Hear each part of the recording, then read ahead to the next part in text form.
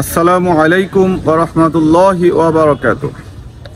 আমি মুফতি আব্দুর রহমান মাদানী, আমির ইত্তেহাদুল উলামা বাংলাদেশ। আমি টাঙ্গাইল 4 আসন কালীহাতি থেকে দেয়ালঘড়ি মার্কায় খেলাফত মজলিসের মনোনীত প্রার্থী হিসাবে আমি নির্বাচন করতে চাচ্ছি।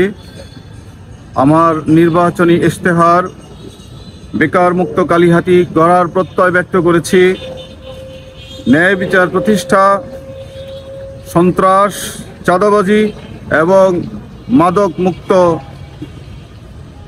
কালীহাতি উপহার দেওয়া, চিকিৎসা সেবা এবং নিরক্ষর মুক্ত কালীহাতি গঠন, যোগাযোগ ব্যবস্থার উন্নতিকরণ, জনমানুষের অধিকার আদায়ে দরিদ্র নিপীড়িত মানুষের পাশে থাকা, নিরাপত্তা জোরদার, কৃষি, ব্যবসা এবং শিক্ষা খাতকে সর্বোন্নত করা এবং সংখ্যালঘুদের নিরাপত্তা সহ সার্বিক চাহিদা পূরণে পাশে থাকা।